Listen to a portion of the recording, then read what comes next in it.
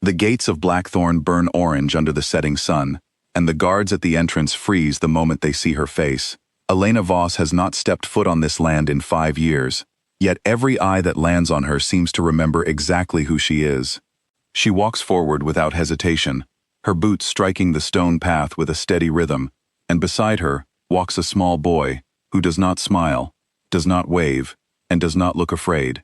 His eyes are calm and sharp, studying the guards, the towers, the banners above the gate, as if memorizing every detail for later use. A young guard named Callum steps forward, his hand trembling slightly on his spear. He recognizes her instantly, though he was barely more than a boy himself when she left. Word had spread that Elena Voss was cast out in disgrace, sent away with nothing, carrying a secret the pack was never meant to know. Now she stands taller than he remembers, dressed not as an exile but as someone who commands respect. "I am here for the council," Elena says, her voice calm and even. "Alpha Cross is expecting representatives from my territory." Callum swallows hard. He is expecting representatives. "Not," he stops himself, glancing at the boy, unsure how to finish the sentence. "Not me," Elena finishes for him. "I understand the surprise. Take me to him." Inside the great hall, Damien Cross sits at the head of a long table, listening to a report from one of his commanders about border disputes with a neighboring territory. He rules 2 lands now, Blackthorn and Ashford, merged together after years of tension, and the weight of that double crown shows in the tightness of his jaw and the shadows beneath his eyes. He is a powerful man, respected and feared in equal measure, but there is an emptiness in him that no victory has been able to fill. The doors of the hall open, and the room falls silent. Damien looks up, and for a moment, his mind refuses to accept what his eyes are showing him. Elena Voss stands in the doorway, exactly as memory painted her, yet different too, stronger, colder, a woman who has built something of her own, far away from him. He rises from his chair without meaning to, the motion instinctive, as if his body remembers her before his mind fully processes the shock. Then his gaze drops to the boy beside her. The room seems to tilt. The boy's face is unmistakable, the same sharp jawline, the same deep-set eyes, the same quiet intensity that Damien has seen in mirrors his entire life. It is like looking at a smaller version of himself, standing there silently, watching him with an expression far too composed for a child his age. "Elena," Damien says, his voice rough. "What is this?" "Business," she replies simply. "My territory has come to discuss trade terms with Blackthorn. I lead my people now. I thought it appropriate to come myself." "And the boy?" Elena's expression does not change. "He comes with me everywhere. He always has." Whispers ripple through the hall like wind through dry grass.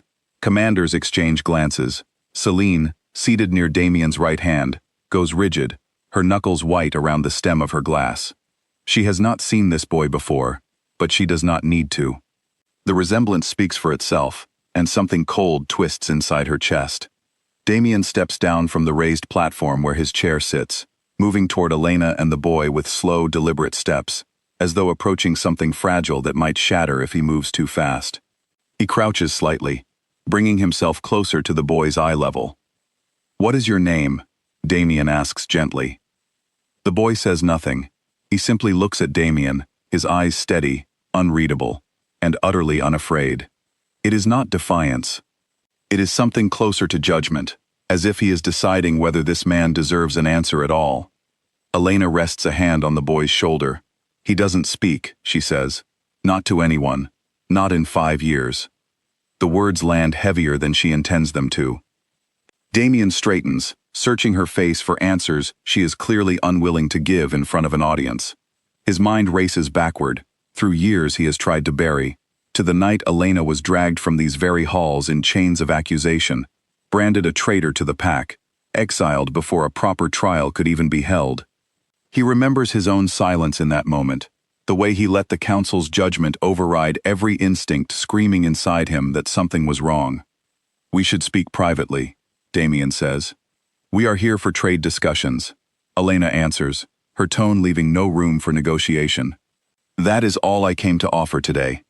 She turns, her son's small hand slipping into hers, and walks toward the guest quarters as if she owns the very ground beneath her feet. Damien watches her go, his chest tight with a storm of questions he does not yet have the courage to ask aloud. That night, Damien cannot sleep. He stands at the window of his chamber, staring out over the moonlit forest that surrounds Blackthorn, replaying the boy's face over and over in his mind. 5 years. The math is not difficult. It lines up perfectly with the night Elena was exiled, the night everything in his life changed, and he told himself it was for the good of the pack. He remembers Celine's voice that night, urgent and convincing, presenting evidence of Elena's supposed betrayal, secret meetings with a rival pack, stolen documents, whispered plans against Blackthorn's safety. He remembers how quickly the council moved, how little room there was for Elena to defend herself, how her eyes had found his across the hall, pleading silently for him to intervene, and he remembers doing nothing, trusting the evidence over the woman he had once called his own. A knock at his door pulls him from the memory. Celine enters without waiting for permission, her silk robe trailing behind her, her expression carefully arranged into concern.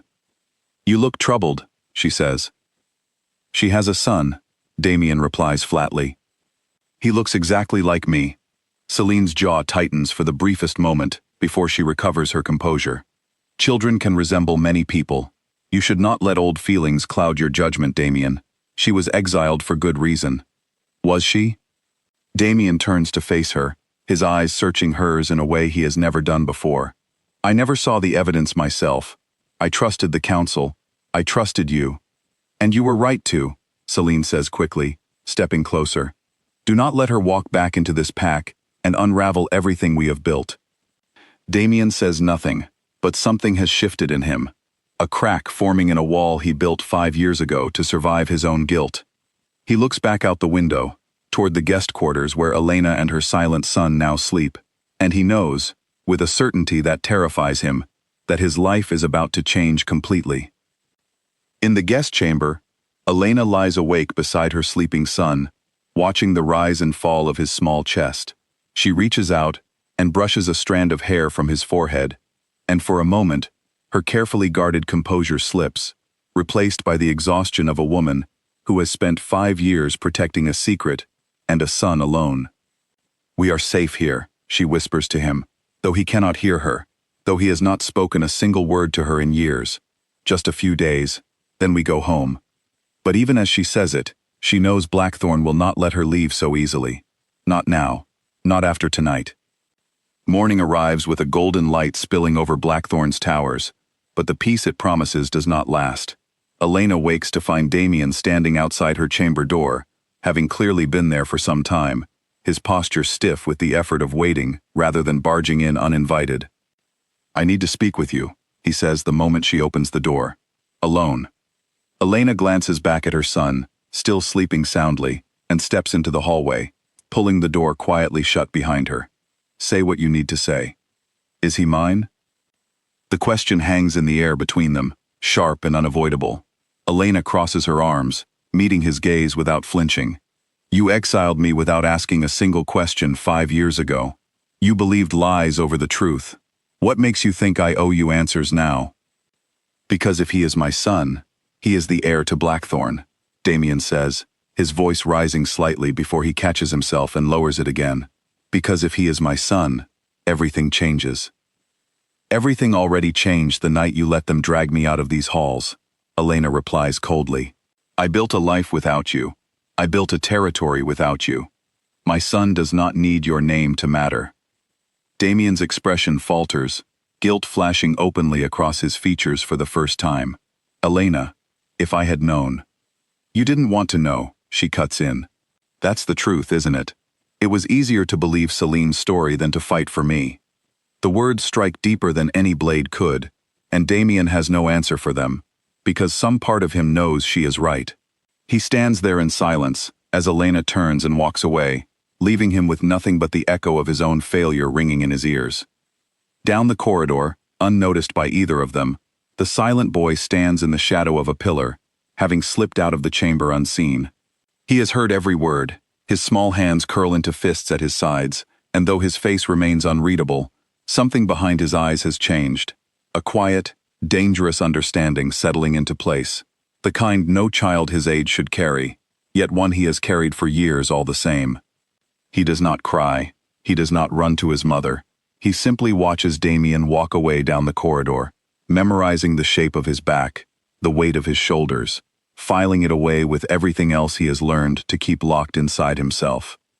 By midday, word has spread through Blackthorn like wildfire, servant to servant, guard to guard, until the entire territory buzzes with the same question nobody dares ask aloud in front of the Alpha King. Selene moves through the halls with a forced calm, her mind spinning with calculations, searching for a way to control a situation that threatens to unravel everything she has spent 5 years constructing. She finds Damien in his study, staring blankly at a map of the merged territories spread across his desk, his mind clearly somewhere else entirely. "You cannot let this distract you," she says, closing the door behind her. "The council meets in 3 days to finalize the eastern border agreements. If word spreads that the Alpha King is questioning his own past decisions, it will look like weakness." "A boy who looks exactly like me just walked into my hall, Selene," Damien says without looking up. "Do you expect me to simply ignore that?" "I expect you to remember who you are," she replies, her voice sharpening. "You are the Alpha King. You do not answer to a woman who was exiled for treason." Damien finally looks up at her, something cold settling into his gaze. Was she guilty, Selene? Truly? Because the more I think about that night, the less sense it makes. Where is the evidence now? Who presented it? I remember your voice more clearly than I remember the documents themselves. Selene's face pales for just a moment before she masters herself again. You are letting a child's resemblance twist your memory of facts. I would be careful, Damien, before you say something you cannot take back. She leaves the study without waiting for a response, her heart pounding, her mind racing toward the same fear that has haunted her every day since Elena's exile. The fear that one day, the truth would find its way back to Blackthorn's gates, no matter how carefully she had buried it. That evening, Elena walks with her son along the edge of the training grounds, watching the young warriors of Blackthorn practice their forms in the fading light. He walks close beside her, silent as always, his eyes following the movements of the fighters with quiet fascination. "Do you want to stay here longer?" she asks him softly, crouching down to his level. "Or do you want to go home?" He does not answer, but he reaches out and takes her hand, holding it tightly, and something in the gesture tells her he is not ready to leave, not yet, though he cannot explain why even to himself. Elena sighs and stands, looking out over the training grounds toward the towers of Blackthorn rising against the darkening sky. She did not come here for reconciliation. She did not come here for forgiveness. She came for trade, for the future of her own territory, for the people who depend on her strength and her judgment every single day. But standing here now, feeling her son's small hand in hers, she cannot deny the truth pressing against her chest, that some part of this land, some part of this life she left behind, still has a hold on her that 5 years of distance never fully broke. Behind them, unseen in the shadow of the training hall, Damien watches the two of them from a distance, unable to look away, unable to approach, caught between the guilt of his past and the terrifying pull of a future he never let himself imagine. He does not yet know the full truth of what happened 5 years ago. He does not yet know how deep Selene's lies run, or how much they will cost him, before the truth finally comes to light. But as the last light fades over Blackthorn, one thing is already certain in his heart, a certainty he has not felt in 5 long years. Elena Voss has returned, and nothing in his kingdom will ever be the same again. 3 days pass in a strange, careful silence. Elena keeps to the guest quarters and the training grounds, avoiding Damien whenever she can, focusing instead on the trade negotiations that brought her to Blackthorn in the first place. Her advisors arrive from her own territory, sharp and businesslike, and the council chamber fills with discussions of grain shipments, border patrols, and shared defense agreements. For a while, it almost feels normal, almost feels like Elena is simply another alpha visiting for diplomacy, nothing more. But the boy's presence changes everything, a silent shadow trailing behind her through every hallway, drawing eyes wherever he goes. The pack has started calling him the Little Shadow, a nickname born from his quiet, watchful nature and the way he seems to appear and disappear without a sound. Some in the pack whisper it with affection, charmed by his solemn little face. Others whisper it with unease, sensing something unusual in a child who never speaks, never laughs, never cries. Damien finds himself watching for the boy constantly, searching the corners of every room, drawn by a pull he cannot explain and does not try to resist. He tells himself it is simply curiosity, the natural reaction of any man confronted with a child who might be his own blood. But deep down, he knows it is more than that. It is recognition. It is the ache of 5 lost years pressing against his chest every time he catches a glimpse of that small, familiar face. On the 3rd night, as the council chamber empties after a long session, Damien catches Elena alone in the corridor, her arms full of documents, her expression tired in a way she rarely allows anyone to see. "The Eastern trade terms look fair," he says, falling into step beside her. "Your advisors negotiated well." "They usually do," Elena replies, not slowing her pace. "I trained them myself." "You've built something impressive," Damien says, and there is no flattery in his voice, only quiet honesty. "A territory strong enough to stand as an equal partner to Blackthorn. I underestimated you once.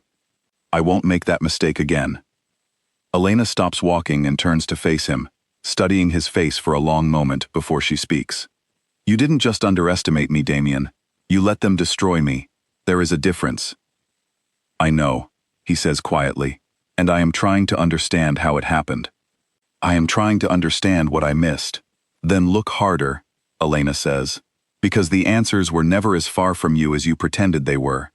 She walks away before he can respond, leaving him standing alone in the dim corridor, her words echoing in his mind long after she disappears from sight. He thinks of Celine's insistence that he let the past remain buried, her nervousness whenever the subject of Elena's exile arises, the way she has avoided his questions rather than answering them directly. Suspicion, once planted, grows quickly in fertile soil, and Damien's soil has been fertile with doubt since the moment Elena Voss walked back through his gates. That night, unable to sleep, he makes his way to the pack archives, a dusty chamber beneath the main hall where old records and council minutes are stored. He has not visited this room in years, has never needed to, but tonight, something drives him toward it with an urgency he cannot ignore.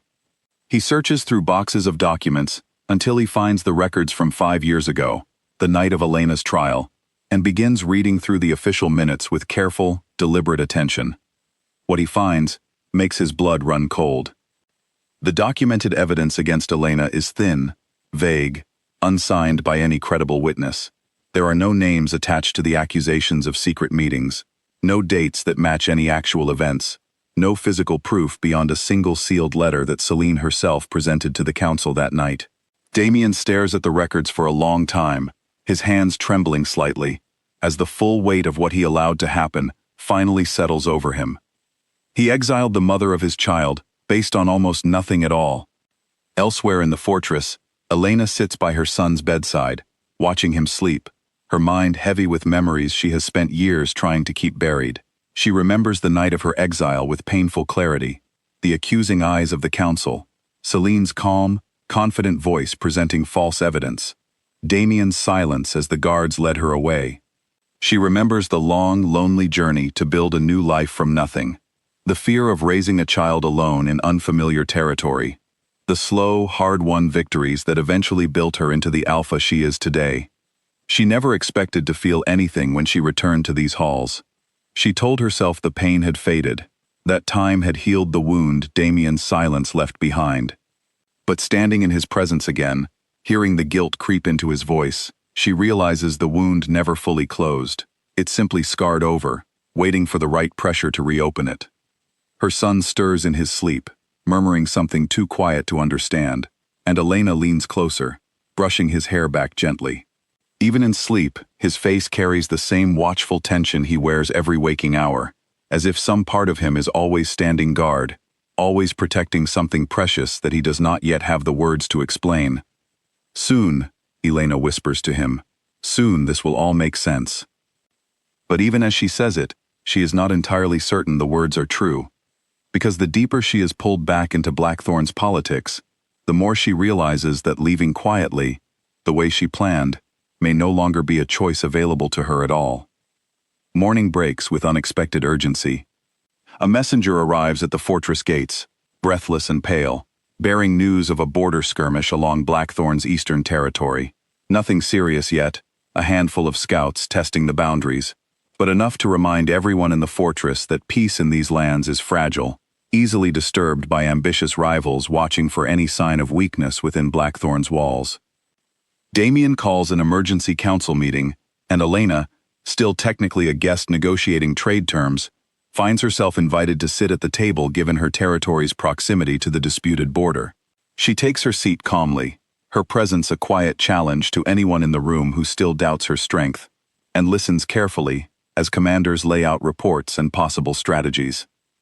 Celine watches from across the table, her expression tight, her mind still spinning from Damien's questions the previous night. She knows she cannot afford for him to keep digging into the past, not now, not when so much depends on the fragile position she has spent years carefully constructing. She needs a distraction, something to pull his attention away from Elena and toward more immediate concerns. The border skirmish, unfortunately for her, may not be enough. As the meeting continues, Damien's eyes drift toward Elena more than once, weighing every word she offers, every strategic insight she brings to the table, with the calm authority of a leader who has earned every ounce of her position. He finds himself impressed, despite the tension between them, admiring the sharpness of her mind, even as guilt continues to gnaw at his conscience. For every year he failed to see this side of her, the side that thrived and grew stronger, even after everything Blackthorn took from her. When the meeting finally ends, Damien lingers behind as the room empties, watching Elena gather her notes with brisk efficiency. "Thank you," he says quietly, "for staying to help, even after everything." "I didn't stay for you," Elena replies, not unkindly, simply honest. "I stayed because a threat on that border affects my territory too.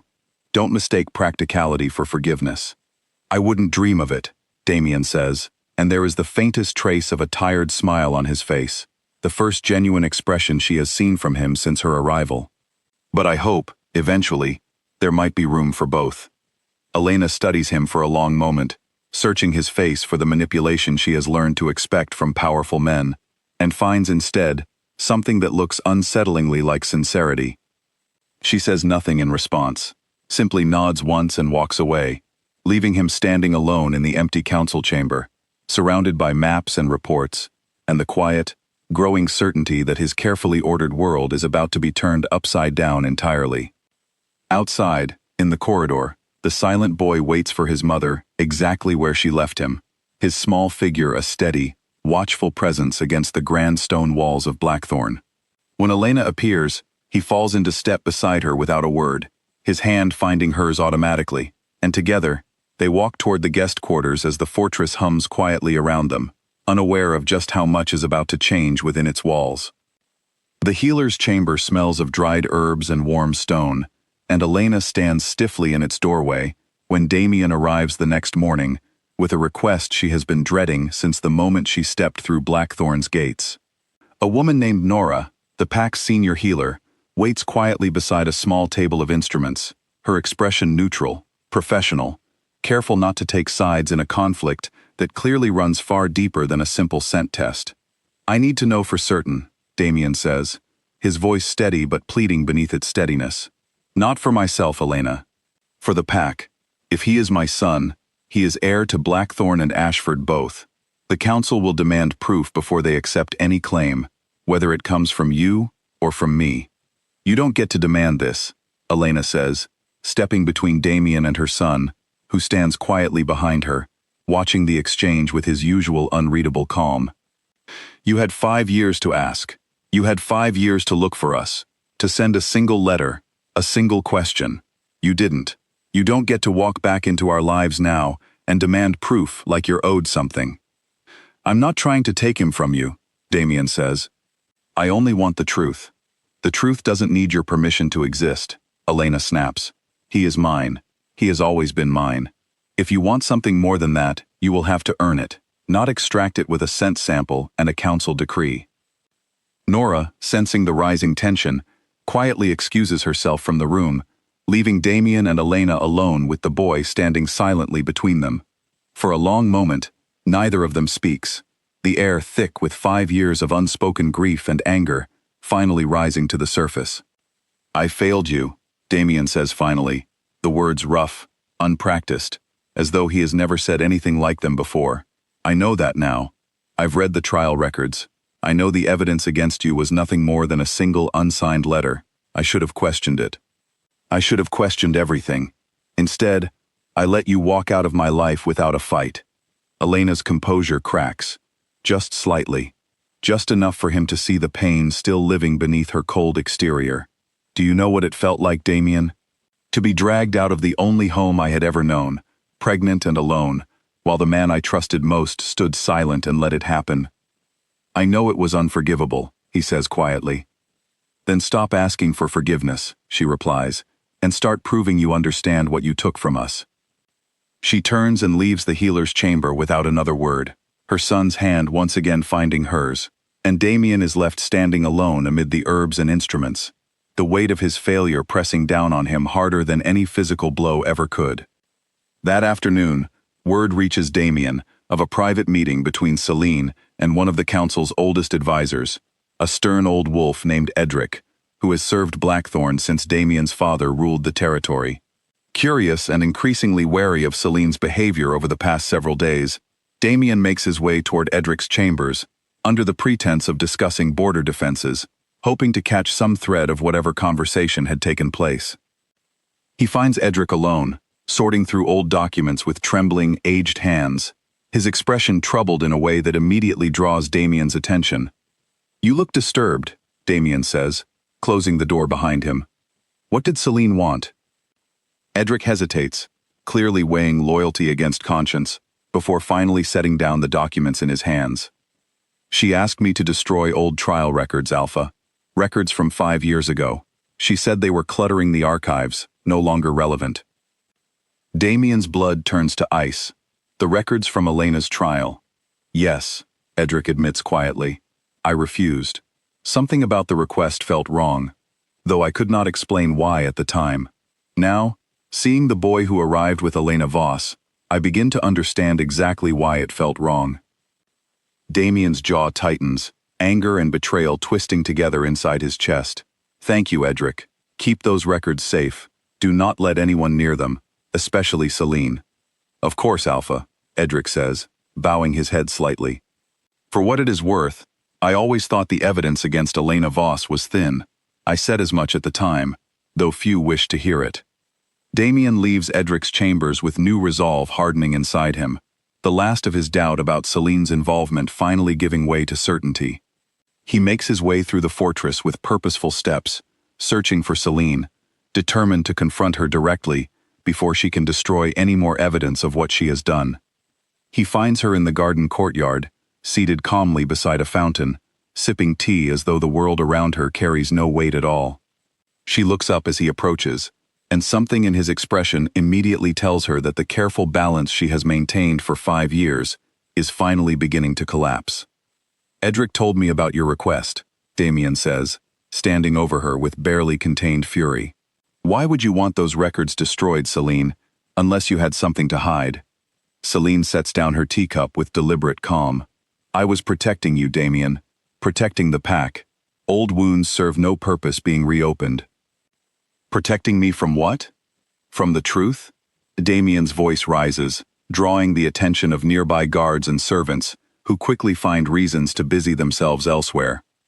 "I've read the trial records myself, Celine. A single unsigned letter. No witnesses. No real evidence. You built an entire exile on almost nothing, and I was fool enough to trust you." For the first time since Elena's return, Celine's composure finally cracks, her carefully maintained mask slipping to reveal the fear and desperation hiding beneath it. "You don't understand what I sacrificed to keep this pack stable," she says, her voice rising to match his. "Elena was going to leave you eventually. I saw it coming. I simply moved the timeline forward." "You lied," Damien says, the words landing like a physical blow. You forged evidence and destroyed an innocent woman's life, and mine along with it, because you decided you knew better than either of us what our future should look like. I loved you, Celine says, and for a moment, there is genuine anguish in her voice. I have always loved you, Damien, long before Elena ever came into your life. I was not going to stand by and watch her take everything I wanted. Damien stares at her, something cold and final settling into his expression. You will answer to the council for this. Every lie, every forged document, every year of exile, you caused an innocent woman and her son. I will not protect you from the consequences any longer.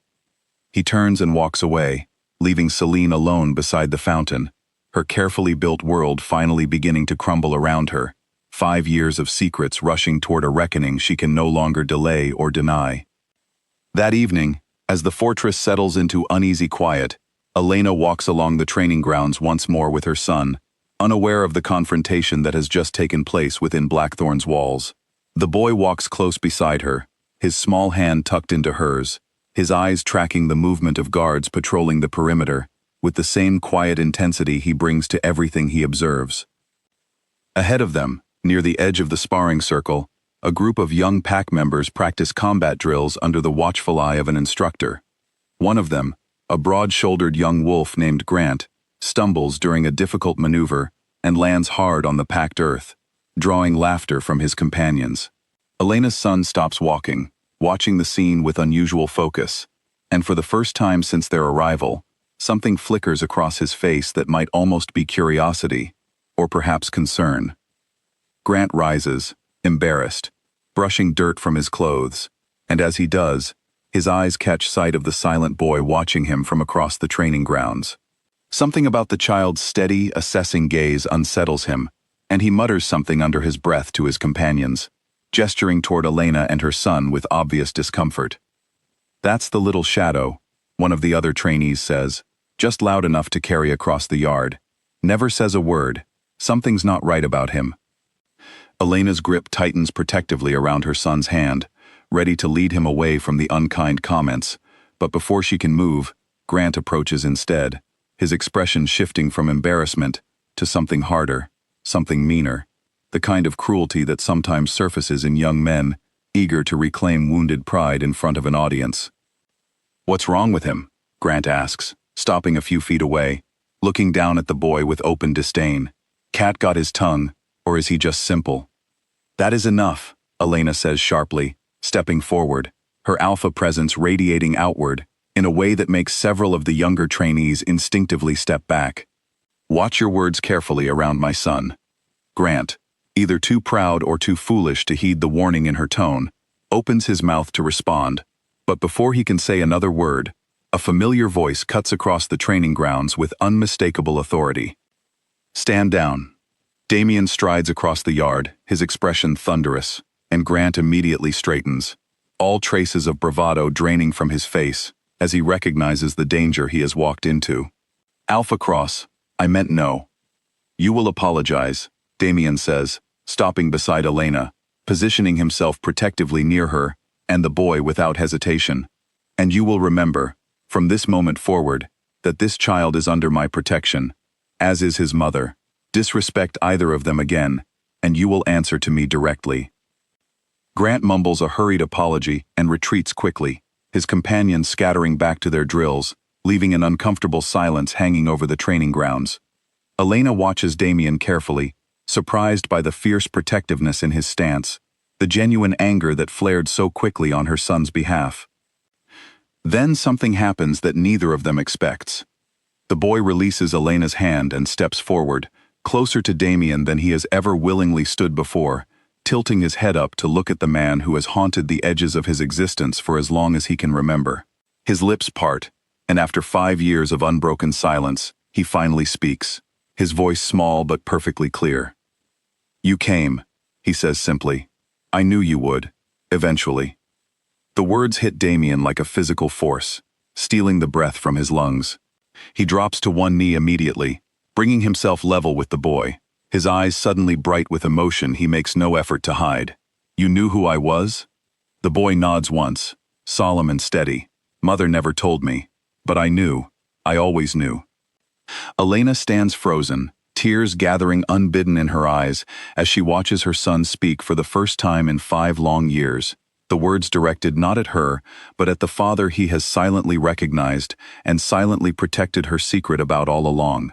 Every guard on the training grounds has stopped to witness the moment, the weight of it settling over the fortress like a held breath finally released. "What is your name?" Damien asks softly, though he already suspects he knows the answer will matter more than any name ever could. "Rowan," the boy says. "My mother named me after the tree that bends but never breaks." Damien's throat tightens, and for the first time in 5 years, he allows himself to reach out, resting a careful hand on Rowan's shoulder, waiting for permission rather than assuming it. Rowan does not pull away. Instead, he studies Damien's face for a long, quiet moment, as though finally allowing himself to see the man behind the title, the father behind the silence. "I've watched you my whole life," Rowan says, "from far away. I know you didn't come looking for us. But you're here now." "I am," Damien says, his voice breaking slightly. "And I am not going anywhere again." Elena watches the exchange with a heart full of conflicting emotions, love and grief and cautious hope tangled together inside her chest. She has spent 5 years believing her son's silence was simply his nature, a quiet, watchful temperament he was born with. She never imagined he was carrying the full weight of a truth she worked so hard to protect him from, watching his father from a distance, waiting patiently for a moment like this one to finally arrive. That night, after Rowan finally falls asleep, exhausted from the emotional weight of the day, Elena sits alone on the balcony outside her chamber, looking out over the moonlit fortress that once was her home. Footsteps approach behind her, and she does not need to turn to know it is Damien. "He spoke your name to me tonight," Damien says quietly, joining her at the railing. "He's been protecting your secret this entire time, hasn't he? Carrying it silently, because he somehow understood, even as a small child, how dangerous the truth might be." "He's always been perceptive," Elena says softly. "Too perceptive sometimes, for a child so young. I think part of him blamed himself for what happened to us. I think part of him believed that if he never spoke your name aloud, he could somehow keep us both safe." Damien's hands tighten on the railing, guilt washing over him fresh and raw. "I am going to make this right, Elena. Not just with Rowan, with you. I know it will take more than words. I know 5 years cannot be undone in a single conversation. But I am going to try, every single day, for as long as it takes." Elena studies his face in the moonlight, searching for the deception she has learned to expect, and finds only exhausted, earnest sincerity staring back at her. She does not answer him with promises of her own. Not yet. Not when the wound is still so fresh, and the road ahead so uncertain.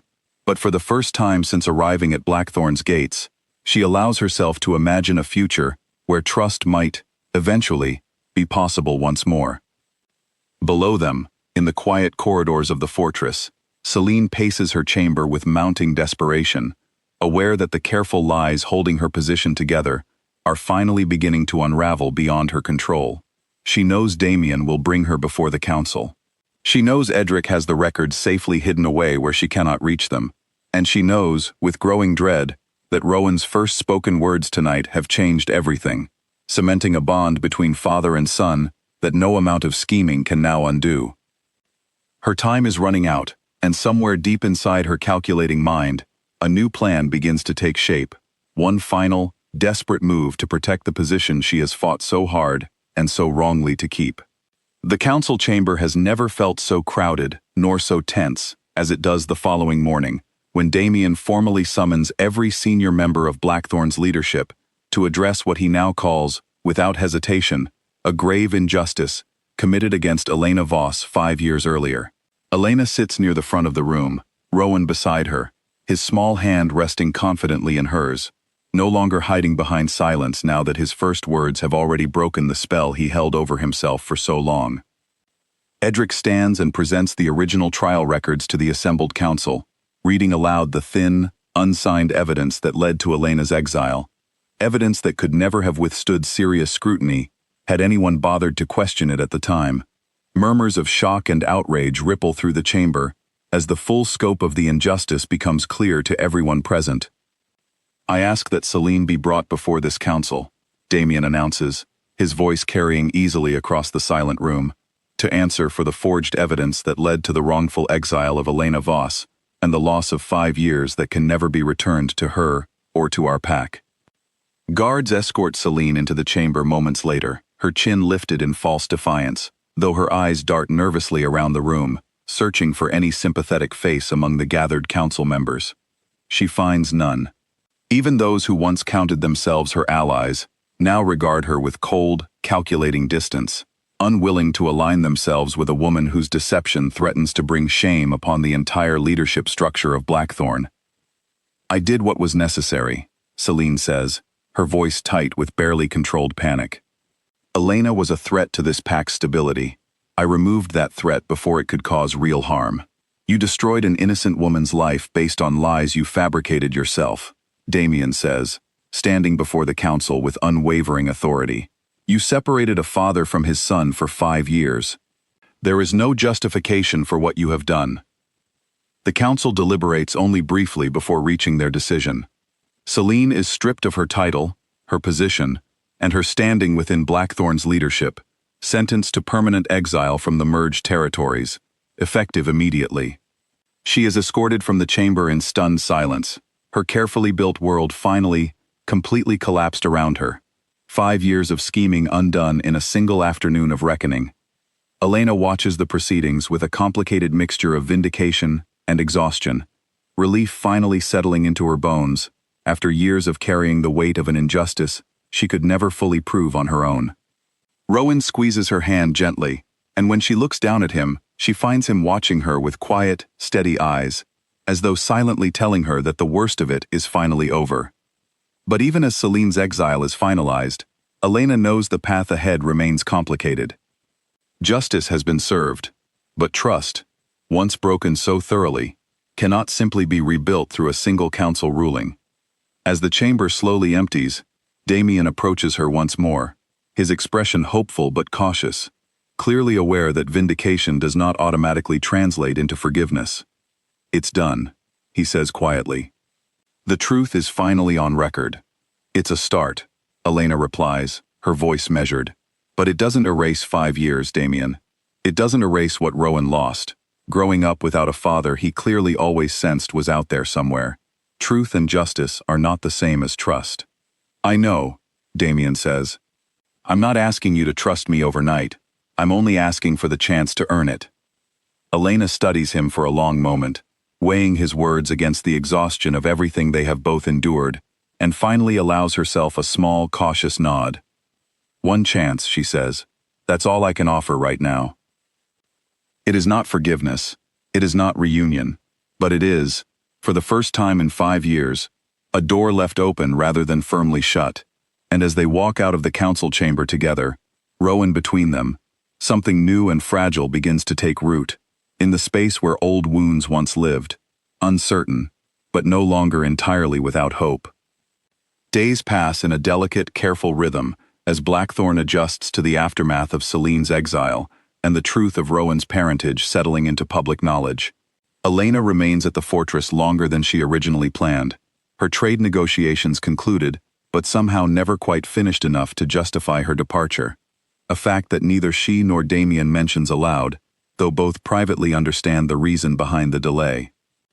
Rowan, freed from the silent burden he carried for so long, begins to speak more each day, his words still careful and measured, but no longer trapped behind walls of protective secrecy.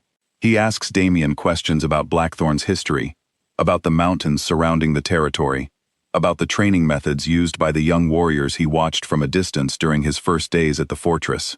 Damien answers every question with patient enthusiasm, savoring each small exchange, as though it were a precious gift he never expected to receive.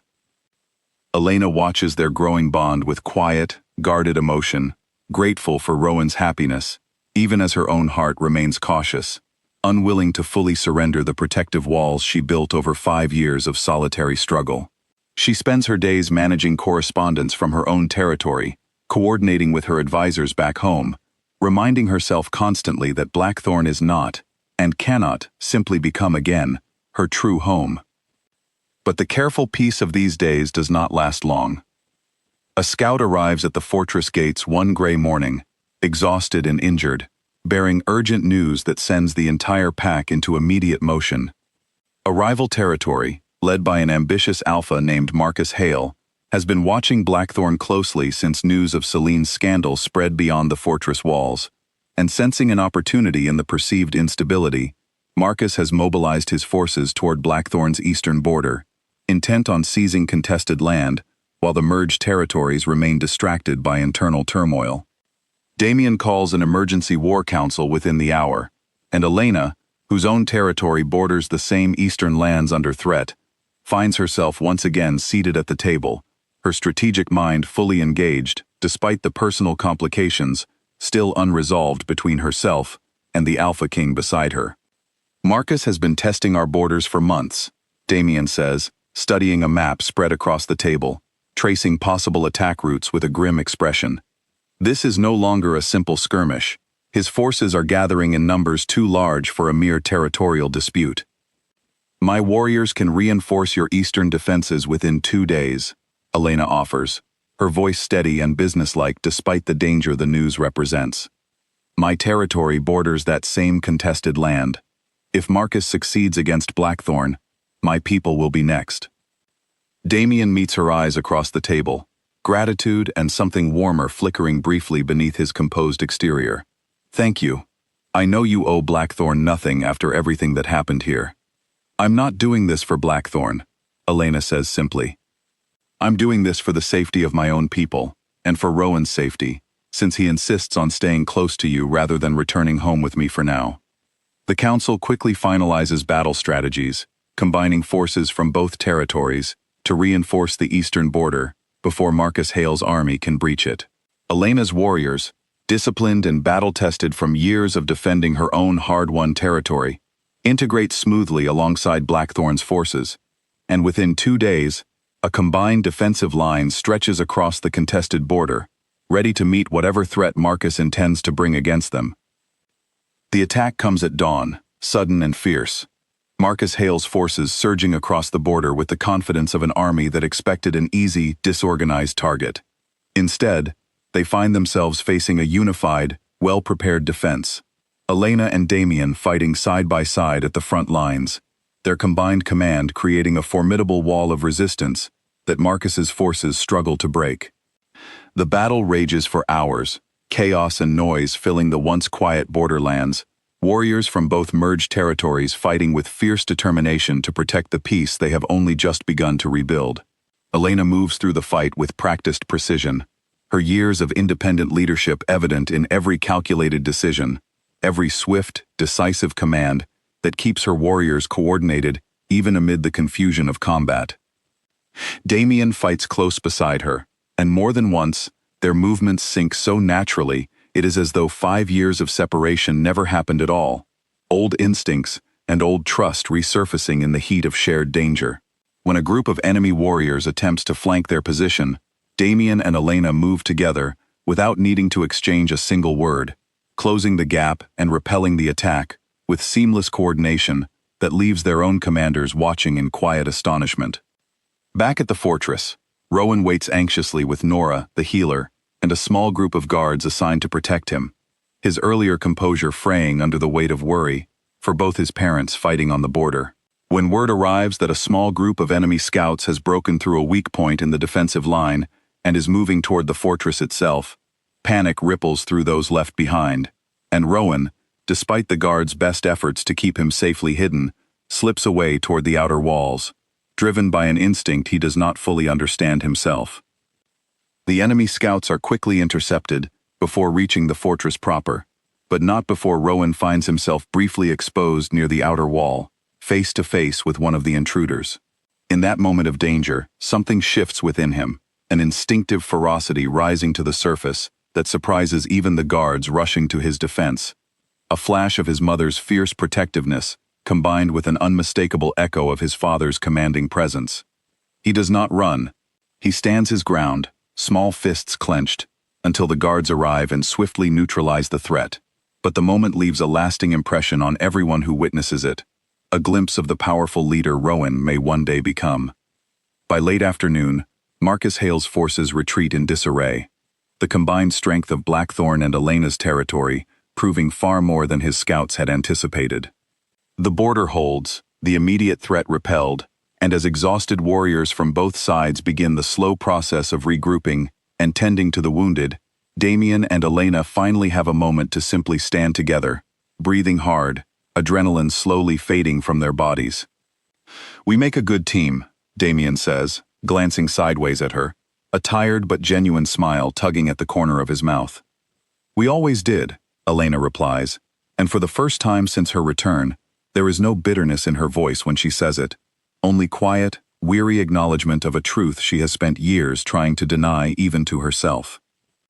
They return to the fortress together as the sun begins to set, the battle won, the border secured, and waiting for them at the gates is Rowan, safe and unharmed, running forward the moment he spots them, his careful composure finally breaking into something closer to the unguarded joy of an ordinary child, relieved to see his parents return home safely. Elena kneels to catch him, holding him close, and over his shoulder, her eyes meet Damien's, something unspoken but powerful passing between them in that shared moment of relief. The battle at the border is over, but as the fortress settles into the quiet aftermath of victory, Damien understands that the true reckoning, the one that matters most to him personally, still lies ahead. The days following the battle bring a strange, unfamiliar calm to Blackthorn, the fortress slowly returning to its normal rhythms even as the events of the past weeks continue to ripple through every corner of pack life. Warriors from Elena's territory begin preparing for their eventual return home, and though the trade agreements that originally brought Elena to Blackthorn have long since been finalized, no one, least of all Elena herself, seems in any particular hurry to set a firm date for her departure. Damien calls a formal gathering of the entire pack, filling the great hall with warriors, healers, elders, and families from across both merged territories, an audience larger than any assembly held since the territories first joined together under his rule. He stands before them with none of the practiced authority he usually carries into such gatherings, his posture instead carrying the weight of genuine humility, a man prepared to publicly account for his failures in front of the very people he leads. 5 years ago, Damien begins, his voice carrying clearly across the silent hall, I allowed an innocent woman to be exiled from this pack, based on lies I never bothered to properly question. I failed Elena Voss. I failed the son she carried and raised alone, without the support or protection he deserved as my own child. Today, I want every member of this pack to understand clearly, without doubt or confusion, the truth of what happened, and the responsibility I bear for allowing it. He gestures toward Elena and Rowan, standing near the front of the gathered crowd, and continues, his voice steady, despite the emotion clearly evident beneath it. Rowan is my son. He is heir to Blackthorn, and to Ashford, by blood and by right. I acknowledge him fully, publicly, and without reservation, before this entire pack. A wave of murmurs sweeps through the hall, not of shock, since most had already guessed the truth weeks ago, but of quiet, collective acknowledgement, the formal recognition finally settling something that had hung uncertain in the air since Elena's arrival. Rowan stands tall beside his mother, his small chin lifted, meeting the gazes of the gathered pack with the same calm, steady composure he has carried since the moment he first walked through Blackthorn's gates. To Elena, Damien continues, turning to face her directly now, his voice softening, I owe more than any public acknowledgement can repay. 5 years of silence, 5 years of struggle you faced alone, cannot be undone by words alone. But I stand before this pack today, and before you, committed to spending whatever time it takes to prove that my failure 5 years ago does not define who I intend to be moving forward.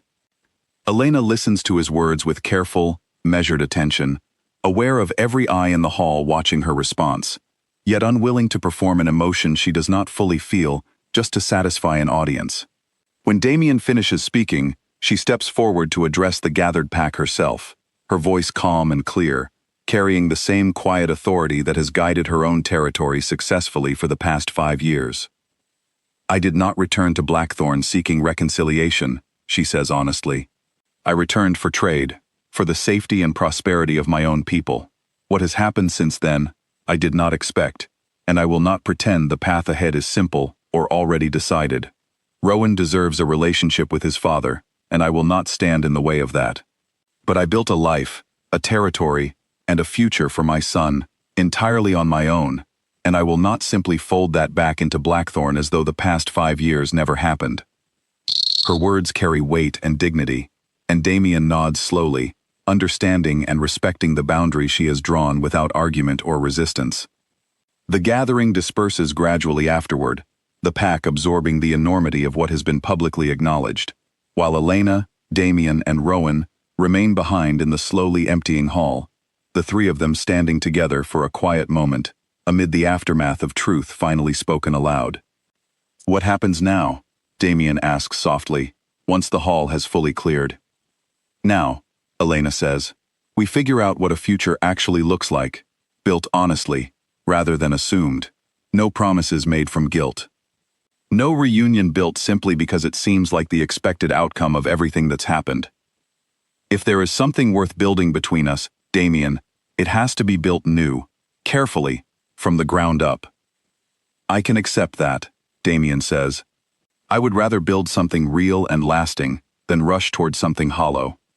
Rowan looks between his parents, his expression thoughtful, and for the first time, he speaks up without prompting, his voice carrying the same quiet wisdom that has always seemed slightly beyond his years. "I don't need you to be together," he says simply. "I just need you both to stay." The simplicity of his words lands heavily on both of them, cutting through the complicated adult calculations of pride, caution, and guilt with the clear, honest perspective only a child could offer. Elena kneels and pulls him into a gentle embrace, and after a moment's hesitation, Damien joins them, resting a careful hand on his son's shoulder, the three of them standing together in the quiet hall as the last light of evening filters through the tall windows above. It is not a resolution, it is not a promise of reunion, but it is, undeniably, a beginning, fragile and uncertain, yet built for the first time on honesty rather than assumption, and as they finally leave the hall together, walking side by side into the fortress corridors beyond, something new and hopeful settles quietly over Blackthorn, a future waiting patiently to be written.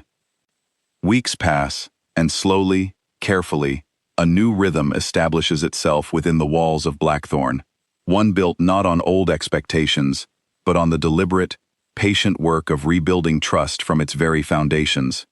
Elena divides her time between her own territory and Blackthorn, refusing to abandon the life and leadership she built during her exile, yet no longer avoiding the fortress that once cast her out so unjustly. Damien, in turn, makes the long journey to her territory more than once, learning the land she governs, meeting the advisors she trained, watching firsthand the strength and competence she built entirely on her own. Rowan flourishes in the space between two homes, his silence a distant memory now, replaced by the curious, thoughtful voice of a boy, finally free to be exactly who he is, without the burden of secrets weighing down every word. He asks endless questions about Blackthorn's history, about leadership, about the responsibilities that will one day fall to him as heir to two merged territories, and both Elena and Damien answer him with equal patience, determined that whatever future awaits him, he will step into it fully prepared and fully supported by both parents, standing united behind him. The council, having witnessed the strength of the combined defense during Marcus Hale's failed attack, begins quietly discussing the benefits of a more formal alliance between Blackthorn and Elena's territory, an idea that gains momentum with each passing week, as trade continues to flourish and border security remains solid under their combined watch. Elders who once whispered doubts about Elena's return now speak openly of her wisdom, her strength, her clear qualification to stand as an equal partner in the region's leadership, rather than simply a wronged woman finally welcomed back into the fold. Damien raises the idea carefully with Elena one evening, the two of them walking together through the fortress gardens as autumn settles gently over Blackthorn, the leaves turning gold and red against the darkening sky. "The council believes a formal alliance would strengthen both our territories permanently," Damien says. "Not a reinstatement of your old title, Elena. Not you simply returning to stand beside me as though nothing happened. An equal partnership, two rulers governing united lands, with full and equal authority. Elena considers his words carefully, walking in thoughtful silence for several long moments before responding. That is different from what I expected you to propose, she admits. I thought eventually, you might ask me to simply return as your Luna, as though the past 5 years could be quietly folded away. I know better than that now, Damien says. You are not the same woman who was exiled 5 years ago, and I would not want you to be. You built something remarkable on your own, Elena. I am not interested in erasing that. I am interested in standing beside it, if you'll allow me to.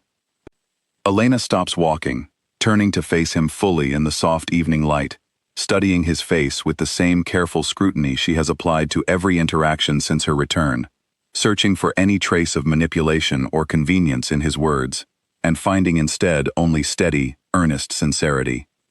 I will need time, she says finally, not because I doubt your intentions, but because trust, real trust, cannot be rushed simply because it would be convenient or expected. If we build this alliance, it has to be built the same way everything worthwhile has been built between us since I returned. Honestly, carefully, without assumption. Take whatever time you need, Damien says. I have waited 5 years already, not knowing what I was waiting for. I can wait a while longer now that I finally do. Elena allows herself a small, genuine smile, the first she has offered him freely since her return to Blackthorn's gates. It is not forgiveness fully realized, not yet, but it is something real, something earned through weeks of careful honesty rather than empty promises.